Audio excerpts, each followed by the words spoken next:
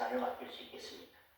형수님에게 현란한 욕설을 내뱉었던 이재명 대통령이기에 별일 아니라고 선택한 거 아니냐. 논란이 수그러들기커녕 질투하자 자본 최소화에 강점을 찾던 여권도 분화 조짐을 보였습니다. 대파생이었던 재선 장철민 의원은 보좌직원 후보는 주먹질보다 더한 폭력으로 규정하며 어떠한 공직도 맡아선 안 된다고 민주당에서 처음 사퇴를 촉구했습니다. 후임 원내사령탑 후보들도 잘한 인사란 생각은 별로 안 든다거나 국민이 수긍할지가 관건이라 등의 부정적 기류가 형성됐습니다. 이 후보자가 청문회를 돌파할 수 있을지 여의도 안팎은 반신반의하는 분위기인데 여당과 청와대 모두 힘들겠지만 필요한 과제라며 강행 의지를 애둘러 밝혔습니다. 이런 도전적인 과제들을 해야 하지만 더 많은 국민들로부터 우리의 통합의 의지를 보여줄 수 있다고 생각하십니다. 예원 후보자는 최근 갑질 논란으로 고발당하며 협박과 직권남용 혐의 피의자 신분이 됐습니다. 추가 폭로는 시간 문제라는 분위기 속에 사법 리스크까지 떠안고 후보자 꼬리표를 뺄 수 있을지 회의적인 분위기가 퍼지고 있습니다. YTN 김철입니다. 조희대 대법원장이 새해 시무식에서 내란 재판 중계를 언급했습니다. 조 대법원장은 재판 중계 방송으로 사법부를 향한 국민의 관심이 그 어느 때보다 높다며 구성원들에게 각별한 주의를 당부했습니다. 신규희 기자가 보도합니다.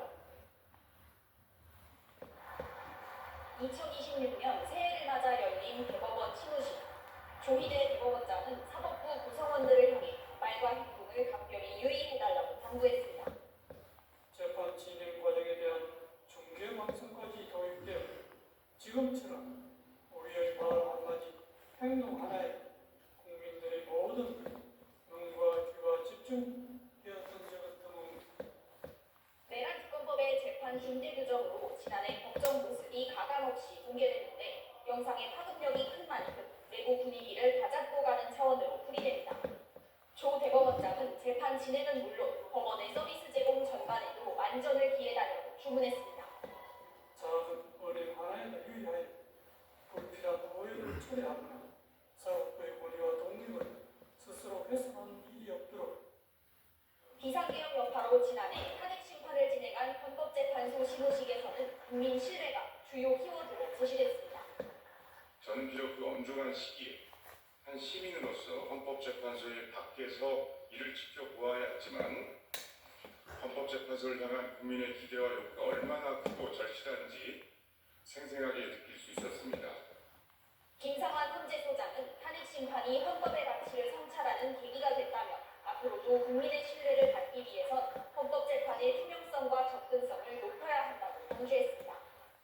헌법재판소에 대한 국민의 신뢰는 당사자와 국민 모두가 헌법재판소의 판단을 객관적이고 공정한 것으로 인식하고 받아들이는 데서 시작되었다고 저는 생각합니다. YTN 신기입니다. 그동안 베일에 쌓여있던 용산 대통령실에 윤석열 전 대통령 집무실의 비밀 공간이 공개되었습니다. 사우나에 대형 침대, 또 응접실까지 호텔 스위트룸 수준의 시설이 갖춰져 있었습니다. 김경수 기자의 보도입니다.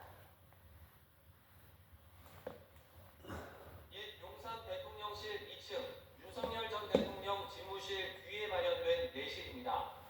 대형 침대 위에 호텔에서나 볼 법한 하얀색 이부자리가 깔려 있습니다. 침실과 별도로 갖춰진 응접실에는 3인용 소파와 1인용 소파 2개가 마주보고 있습니다. 침실과 응접실 바로 옆에는 사우나도 달렸습니다. 편백나무로 마감된 시설 내부에선 스토브와 건식 사우나용 볼들이 보입니다.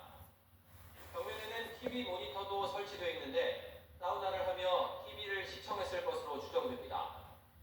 윤 전 대통령이 청사를 드나들 때 이용했던 비밀 통로도 공개됐습니다. 기존 주차장 벽을 허물고 지하 1층으로 이어지게 만든 길입니다. 외부에선 잘 보이지 않게 불투명 플라스틱으로 가려져 있습니다.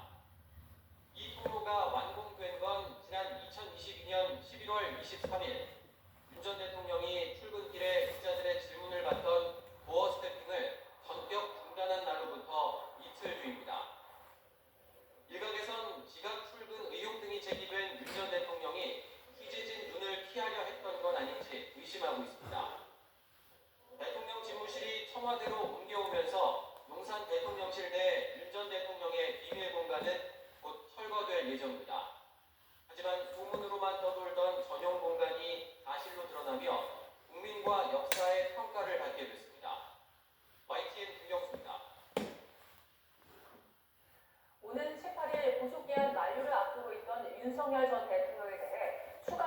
구속영장이 발부됐습니다.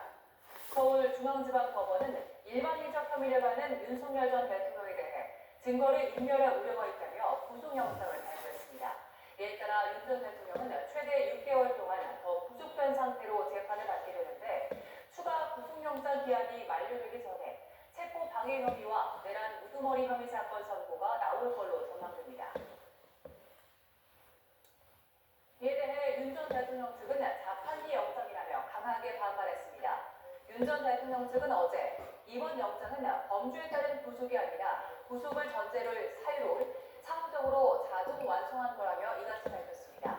또 범죄 실체가 비어있는 상태에서 내려진 구속 결정은 결론을 정해놓은 형식적 승인이라고 비판했습니다. 그러면서 사법의 엄정함과 독립을 훼손한 부끄러운 결정으로 기록될 거라며 법원의 결정을 깎아내렸습니다.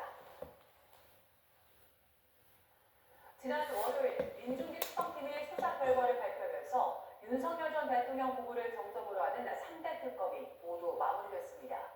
계엄이 선포된 동기와 숱한 금품 수수에 대한 실체는 규명됐고